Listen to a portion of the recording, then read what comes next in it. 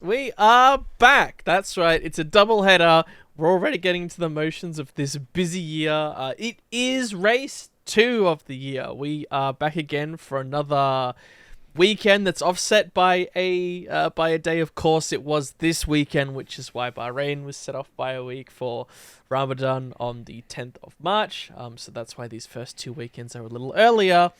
But, as I said from Bahrain, it was nice having something to watch on a Sunday morning, and I'm looking forward to it again this weekend. Yep. So, more of these, I say. I think it's great. I think it's a great change, and they should stick to it for the rest of the season. Yep. But Exactly. no bias whatsoever. Definitely not.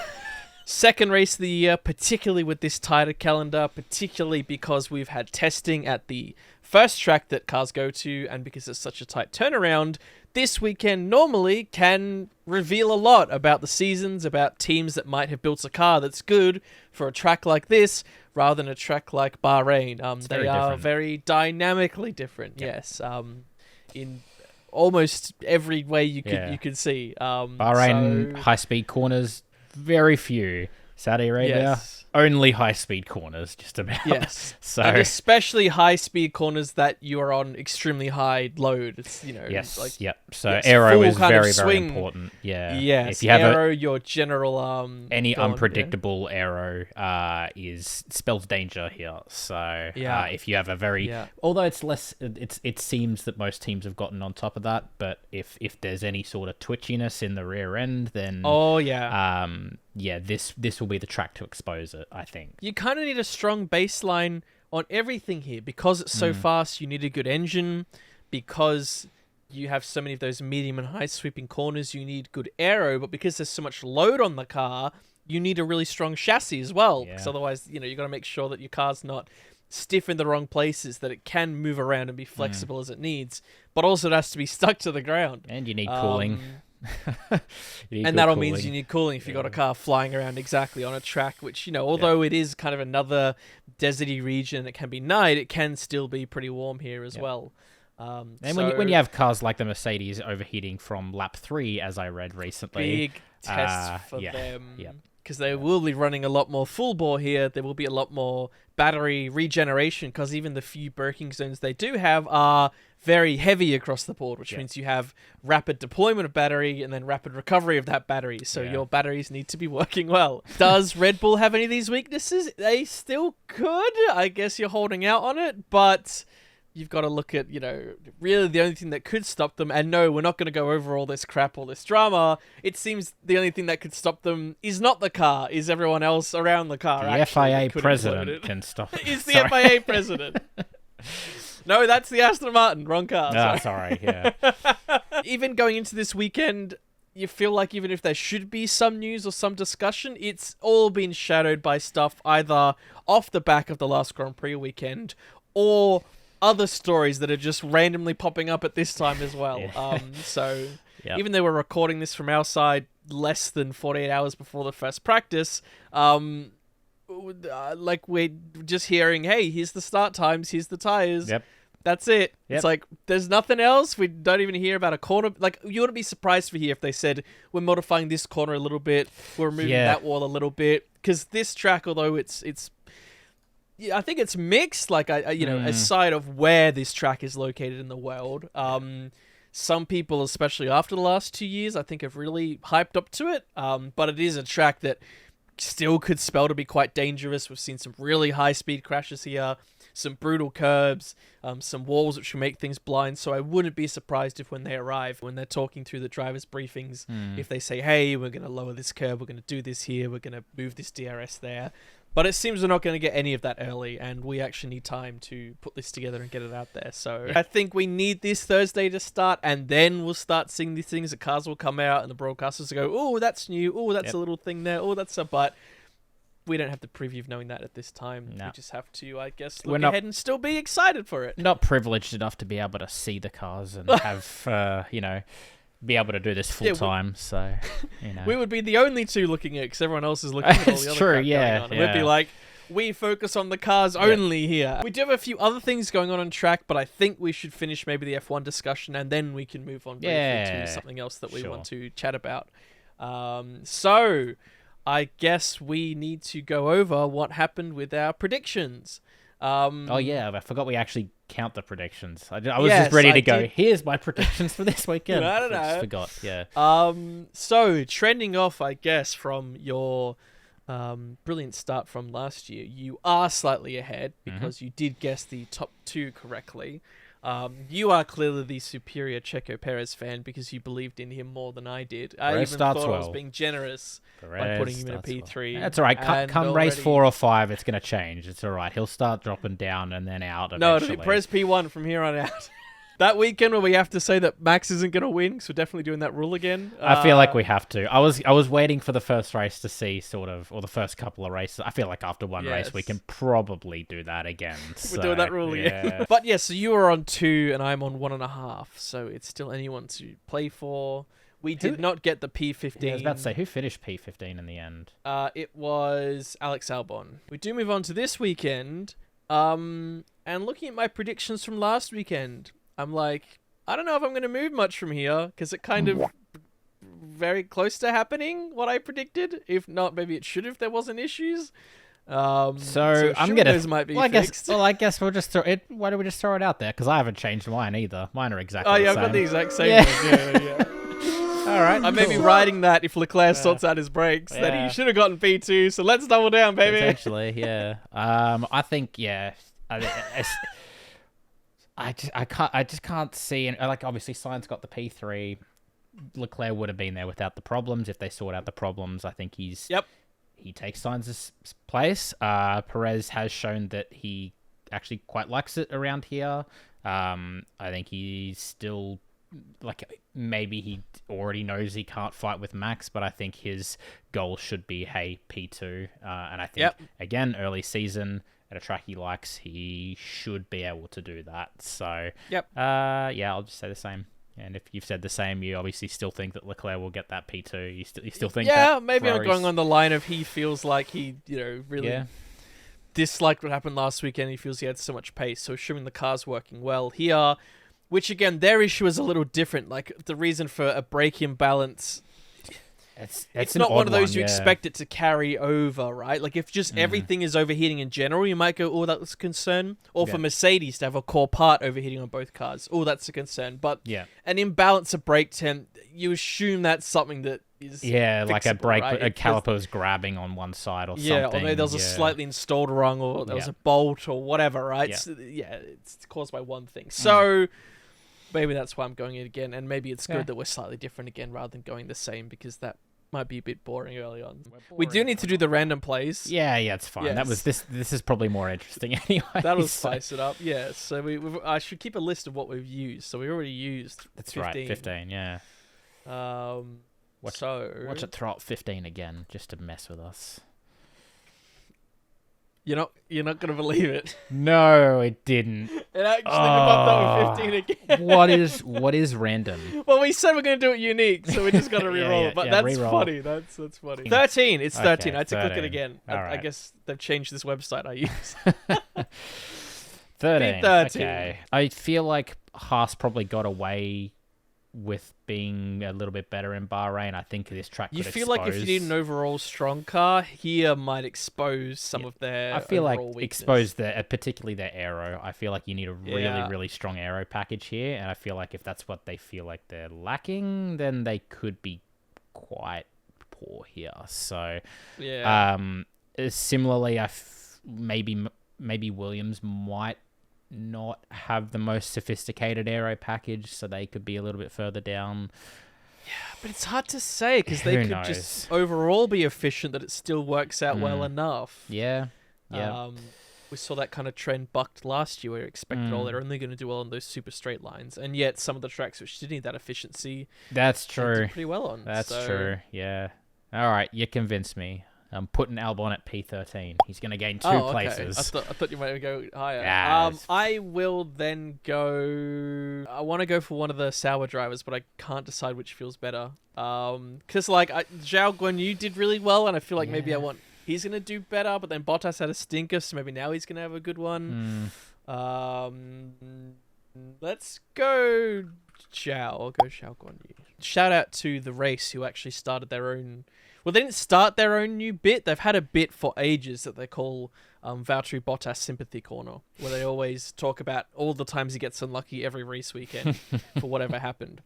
And they enhanced their segment, where at the Sauber car reveal, they got Bottas to basically intro his own segment. Oh, so that's now when they so go cool. into it, they have him saying, "Welcome to the Valtteri Bottas Sympathy Corner."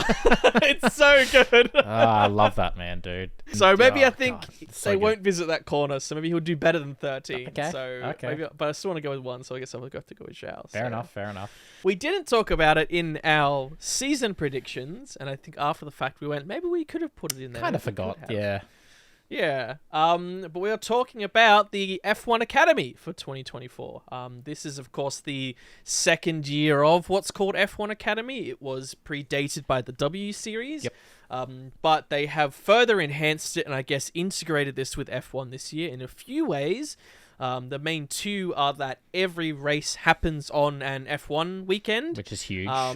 Yes. And every team has had to formally sign on one driver, and their car will be a miniaturized version of their main car, similar to what some of the other drivers do, but I think even more to the point. Like, it looks almost like a replica in a way. Yeah. Encouraging them to sign a female driver, and then of course back them, and then they can talk about them while they're out there. So I believe initially there are 15 drivers, but Prema is wanting to run a 4th car each weekend with an extra driver from the local race they're in. They just, I think, announced they want to do that, and I doubt F1 would want to block that, because that sounds like a nice initiative, where they pull in, of course, these are all female drivers, so they can pull in someone locally and show them a spotlight on the world. That's a neat idea. But, yes, but I guess looking through, we can do a little chat on this, I think you've done a bit of research, and I've never watched it, but I follow it from afar. There's a few drivers' names I've seen pop here, which I do know, and I have seen pop up in some other series. I think they have a few generals, so I think you can only do 2 years of the Academy in a row, but given this is the second year, that's not a thing. Yeah. And I think if you get... I don't know if it's you get top 2, you can't come back, or if it's just the winner. I don't know, because the person who finished P2, I forgot her name, but she's not... driving correct this year, so I think P1 and 2 got drives in Fraker, or one of them Fraker and the other one something similar level. Okay, gotcha.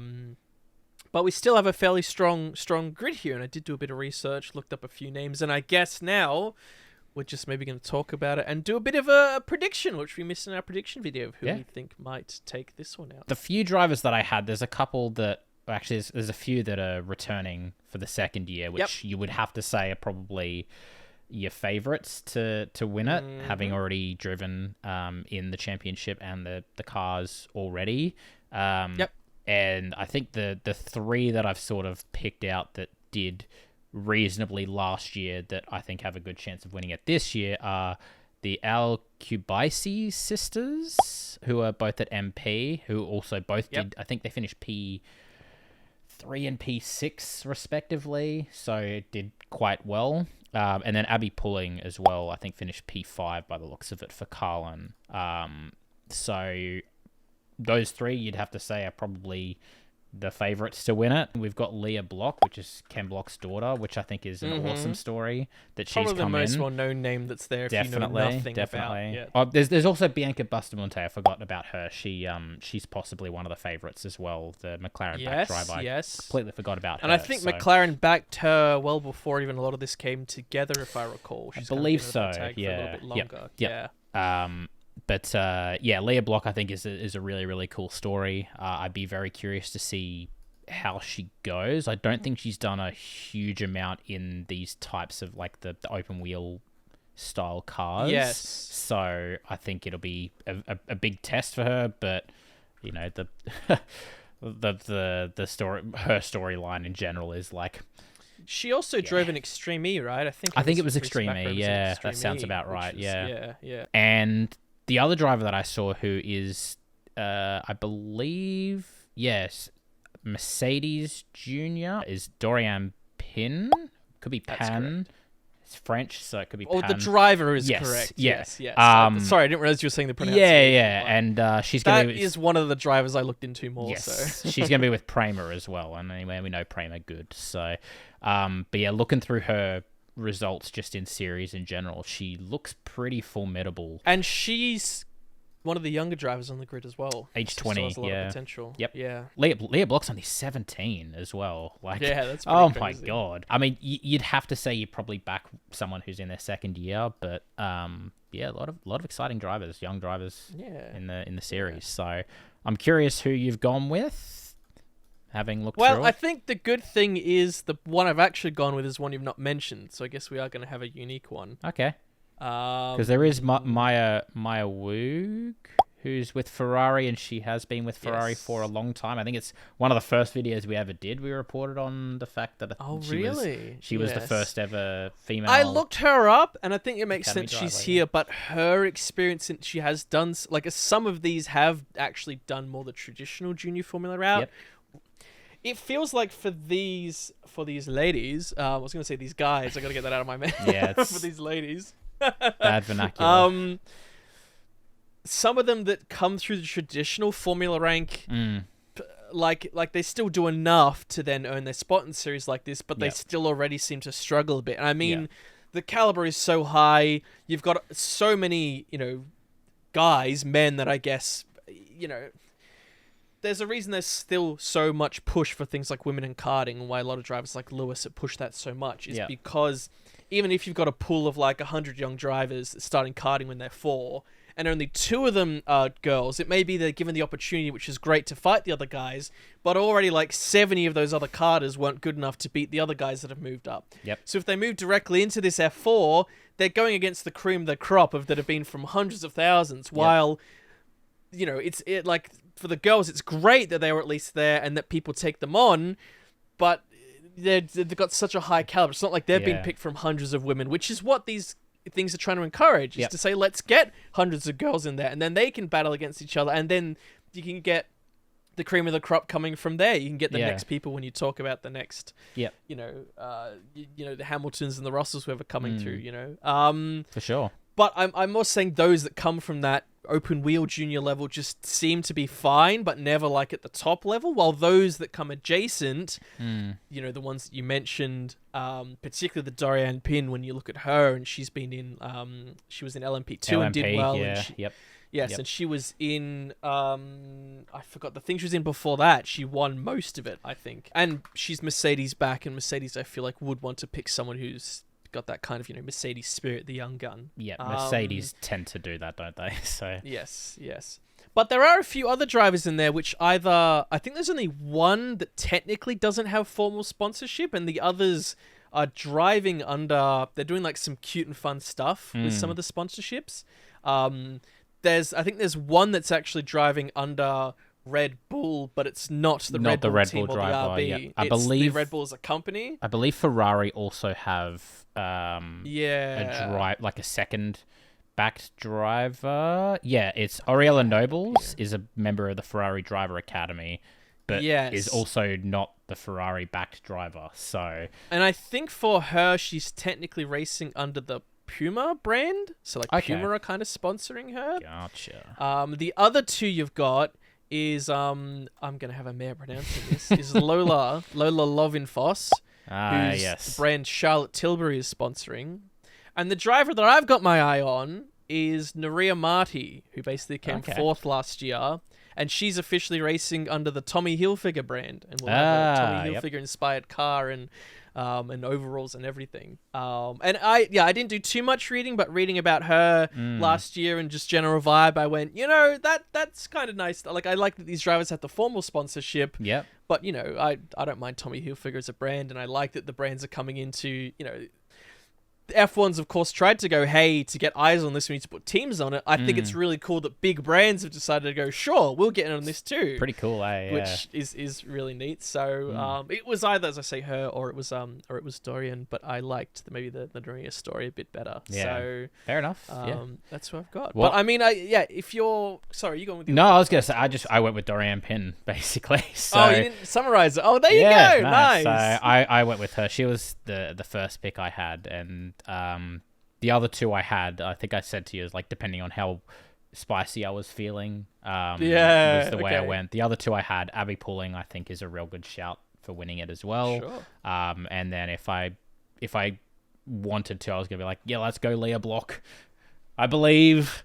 So it's got a nice story. It'd be a great story. So but yeah, I think Dorian Pin just has the accolades to come in and do well. Yeah. That has driven in series, like you say, like LMP2, which are super highly contested and have done extremely well in said series. And it's not open wheelers, and even if yeah, even if you don't do super well, they're still fiercely competitive. Like these series, you will 100%. learn rapidly the ins and outs of just being in a team. Because the cars are very bespoke, it's all about those little setup changes that you can make, which of course is important in these junior seeders, but 100%. sometimes within experience, you more rely on your team. That's why even as good a driver you are, if you're in a pro or in a junior category, they still have an advantage because the team members and the mechanics know how to set those up. Whereas she will come from experience of being in a team where the driver's feedback is so critical, partly even more critical than other junior seeders. So as long as she can keep it on the road, that could